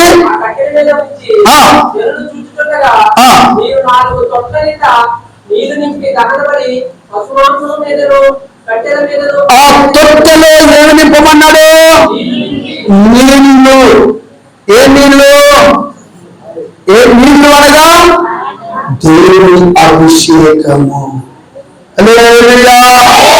దేవుని ఆత్మ సౌలు మీదకి రాగా అతడు ఆశీర్వదించబడేను. దేవునికి స్తోత్రం. అప్పుడు అతని ప్రార్థన ఏం చేసింది? ఆకాశం నుండి అగ్ని దిగిందా లేదా? ఈ రోజున పౌలు అంటాడు, నేను 3వ ఆకాశానికి ఎక్కిపోతుని, ఆత్మతో ఎక్కితినా మనసుతో ఎక్కితినా నాకు తెలియదు అంటున్నాడు. అంటే నీలో పరిశుద్ధాత్మ అభిషేకం ఉందనుకోండి, దేవుడు నిన్ను ఎక్కడికైనా తీసుకెళ్తాడు. అభిషేకించబడిన సేవకుని ఎదుట, విశ్వాసి ఎదుట ఏ పురాత్మ శక్తులు నిలవచ్చాలో. 6 మూరల జానులు కలిగిన ఒక వ్యక్తిని 3 అడుగులు కలిగిన దావిదే అంటారు, నిన్ను చంపేస్తా అంటున్నాడు. ఏంటో ధైర్యం, ఏంటో యొక్క ఉద్రేకం అంటే నాలో దేవుని ఆత్మ ఉంది. రుజువైతే సింహం పిల్లను చీల్చి చంపేశాను, ఎలుగు పండును చీల్చి చంపేశాను. ఈ 2 చంపినట్టుగా గొల్లియాత నేను చంపేస్తాను అంతే. అంటే నీ మీద ఏముండాలి తెలుసా? అభిషేకం ఉండాలి, అభిషేకం ఉండాలి. నీళ్ళు అభిషేకమునకు గుర్తు. ఈ అభిషేకం నీకు రావాలంటే అపోస్తలులు 2వ అధ్యాయం మొదటి నుంచి ఇదిగైనా చదవండి. వారు మేడ గది మీద ఆత్మ కొరకు 10 దినములు ఉపవాసాన్ని కనిపెట్టారు. చూడండి, అందుకనే పెంతెకోస్తు అంటారు. అదేదో పెద్ద భయపడాల్సిన అవసరం లేదు. పెంతెకోస్తు, శాంతి బాప్టిస్టు అనగానే అమ్మో అదేందో ఇదేందో అనొద్దు. ఒక్కొక్క పేరు పెట్టుకుంటారు. 50వ రోజు అని అర్థం పెంతెకోస్తు అంటే. ఆ దినాన అభిషేకం వచ్చిందని పెంతెకోస్తు అని పిలుస్తారు అంతే. డాక్టర్ దగ్గర విచిత్రమే లేదు. గాంధీ తాత పుట్టినరోజు ఎవరైనా గుర్తు ఏం పెట్టుకుంటారో గాంధీ తాత అని పెట్టుకుంటారు అంతేనా? ఇప్పుడు తల్లి గారు పుట్టినప్పుడు నెహ్రూ గారు ఉన్నారనుకోండి, నెహ్రూ గారు పుట్టినరోజు పుట్టిందంటే నెహ్రూ గాంధీమ్మ అని పెట్టారు అంటారు. గుర్తు కొరకు అంతే. మీరు ఏమన్నా తెలుసా? దేవుని అభిషేకం ఉండాలి. అభిషేకం పొందుకున్న వారి ఎదుట ఎవరు నిలవజాలరు. హల్లెలూయా. ఇప్పుడు 3వ వాక్యం చదివేది నేను ముగించేస్తున్నాం. 38.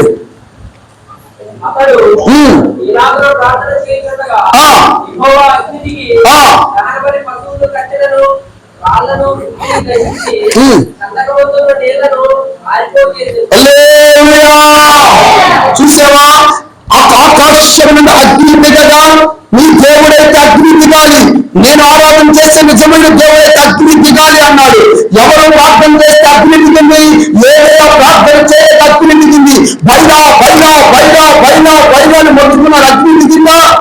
ఈ రాత్రి మీలో కూడా దేవుని ఆశీర్వాదం దిగాలనంటే ఈ 5 అనుభవములు మీలో ఉండేగాక. నెంబర్ 1, ఏక తలంపు కలిగిన భక్తి చేయాలి. నెంబర్ 2, పడిపోయిన నువ్వు దేంట్లో పడ్డావో తిరిగి కట్టుకో. నెంబర్ 3, క్రమముగా మందిరానికి రా, క్రమముగా ఉండు, అక్రమములో జీవించొద్దు. నెంబర్ 4, నీ భక్తి ఇప్పుడున్న భక్తి సరిపోతే కొంచెం లోతుగా వెళ్ళాలి. నెంబర్ 5, నీళ్ళు చూడండి, నీళ్లు నీ ఫుల్లుగా నింపేశాడు. నీలో దేవుని ఆత్మతో నువ్వు ఫుల్లుగా ఎహెచ్కేలో ఉంటుంది. అరికాళ్ళు, మోకాళ్ళు, నడుము వరకు, చెస్ట్ వరకు మొత్తం. హల్లెలూయా. ఇప్పుడు నాకు ఈ గిరకల వరకు నీళ్ళు ఉన్నాయి అనుకోండి, నేను ఎటు వెళ్ళాలంటే వెళ్తానా లేదా? నాకు ఇక్కడ వరకు నీళ్ళు ఉన్నాయి అనుకోండి, నేను ఎటు వెళ్ళాలనుకుంటే వెళ్తానా లేదా? చెప్పలేంటి. నాకు ఇక్కడ వరకు నీళ్ళు ఉన్నాయి అనుకోండి, ఎటు వెళ్ళాలంటే కొంచెం తడబడుతూ ఉంటాను. మొత్తం ఇక్కడ వరకు నిండిపోయాయి అనుకోండి, నేను ఇక్కడికి వెళ్ళాలనుకున్నా తల్లి తెలగల్లా ఈ ప్రవాహం ఏం చేస్తుంది? ఇది నింపుతుంది. అదే పరిశుద్ధాత్మ నడిపింపు అంటే. ఆ కొండ లేచి నడిచి అరారాతు కొండ మీద నిలిచేను. ఏ కొండ? నోవాహు కొండ. నోవాహు ఓడ ఎక్కడ నిలిచింది? లేచి నడిచి నిలిచి, లేచి నడిచి. దేంతో నడిచింది? ఎవరు దేవుని ఆత్మ చేత నడిపించబడతారో వారు దేవుని కుమారులు అనబడతారు. అందుకని అభిషేకం అనేది చాలా చాలా చాలా ప్రాముఖ్యమైంది. 1 దశలకు 4:16 ఆర్భాటంతో ప్రధానంతో శబ్దంతో దేవుని బోధ ప్రభు వచ్చినప్పుడు ఎవరు తెలుసా? దేవుని అభిషేకం పొందిన వారు ఎత్తబడతారు. అంటే గొప్ప పాటులో మనం వేసైతే ఎత్తబడతాం. ఎప్పుడో దేవుని అభిషేకం మనలో ఉన్నట్లు. అందరూ మోకరించండి. అందరూ మోకరించి పెద్ద మోకాల మీదకి వచ్చి ఒక చిన్న తీర్మానం చేశాం. ఒక చిన్న ప్రార్థన చేసుకోండి. ప్రభువా, ఆ దినాల్లో యెజబెలు ఆహాబు కాలములో వ్యతిరేకం కలిగిన ఆ దేశములో ఏలియా నీ పక్షమున నిలబడి ప్రార్థన చేశాడు నాయన. ఎంత రోషం కలిగిన సేవకులు నాయన, ఎంత